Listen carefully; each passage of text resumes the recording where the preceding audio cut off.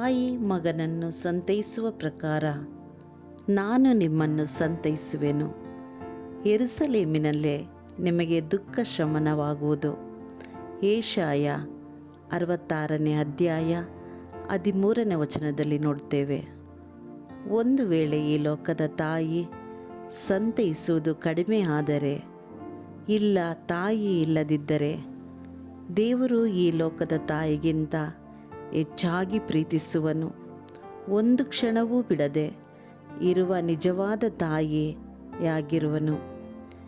ಈ ಲೋಕದ ತಾಯಿ ಇಲ್ಲದ ವೇಳೆ ಆ ಮಕ್ಕಳ ಗತಿ ನೆನೆಸುವುದಾದರೆ ಮತ್ತು ನಮ್ಮ ಪರಿಸ್ಥಿತಿನೂ ಹಾಗಾದರೆ, ನಮ್ಮ ದುಃಖಕ್ಕೆ ಪ್ರತಿಯಾಗಿ ಸಂತೈಸಲು ಯಾರೂ ಇರೋದಿಲ್ಲ.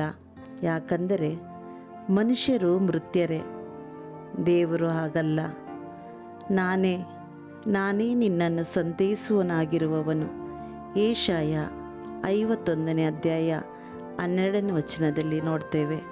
ಈ ರೀತಿ ನಮ್ಮನ್ನು ಪ್ರೀತಿಸಿ ತಾಯಿಗಿಂತ ಹೆಚ್ಚಾಗಿ ಸಂತೈಸುವವನು ನಾವಿರುವ ಸ್ಥಳದಲ್ಲೇ ನಮ್ಮ ದುಃಖವನ್ನು ಶಮನ ಮಾಡುವನು, ಸಮಾಧಾನಪಡಿಸುವನು. ಮಾತನ್ನು ಕೇಳುತ್ತಿರುವ ದೇವರು ನಿಮ್ಮನ್ನು ಆಶೀರ್ವದಿಸಲಿ. ಆಮೇನ್.